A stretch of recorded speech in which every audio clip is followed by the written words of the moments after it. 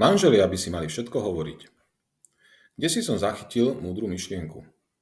Nie je dôležité povedať všetko, čo vieš, ale vedieť všetko, čo máš povedať. Ak chce od teba niekto radu, nezaujíma ho ani tak to, koľko toho vieš, ako skôr to, do akej miery sa o vyriešenie jeho problému zaujímaš. Je výborné, ak sa manželia dokážu porozprávať aj o takých intimných veciach, o ktorých sa ani jeden z nich nebaví s niekým iným. To je azda na manželstve najcennejšie, tá najvyššia miera vzájomnej dôvery. Čo však vtedy, ak máš informáciu, ktorá by mohla tvojho partnera zraniť, urobiť mu zle? Zraníš ho v záujme úplnej informovanosti?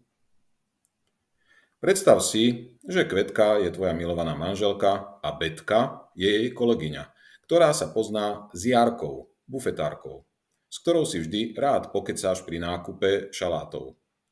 No a raz ti Jarka povie: Fero, minule som sa stretla s Betkou, veď vieš, tou brunetkou, čo sedí v kancelárii oproti tvojej Kvetke. No a tak sa medzi rečou zmienila, že tvoja Kvetka už dvakrát prišla v roztrhaných pančucháčoch. Veď vieš, aké sme my ženy. Jedna povie druhej. Mňa do toho inak nič. Ale to sa akože nepozerá tvoja Kvetka do zrkadla, než ide do práce? A tebe viac netreba.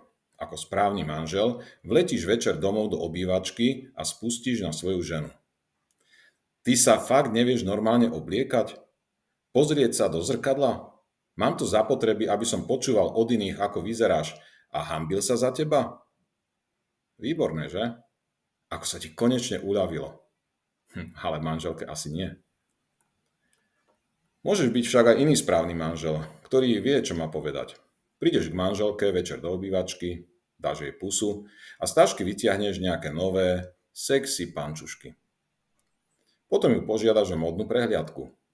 Nech si ich vyskúša, nech kombinuje pred tebou šaty a aj iné pančušky. No a tvojmu bystrému oku iste neuniknú ani tie, ktoré sú roztrhnuté. Upozorníš ju a hodíš ich rovno do koša. Povieš jej, že rád by si sa na ňu v pančuškách pozeral aj každé ráno, pretože vyzerá úžasne a teba by to výborne naladilo do práce.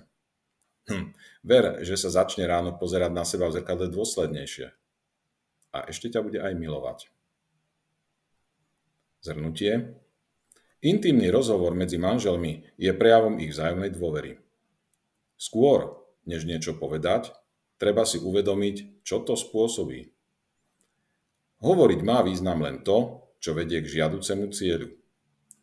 Ciele manželov by nemali byť také, aby poškodzovali partnera.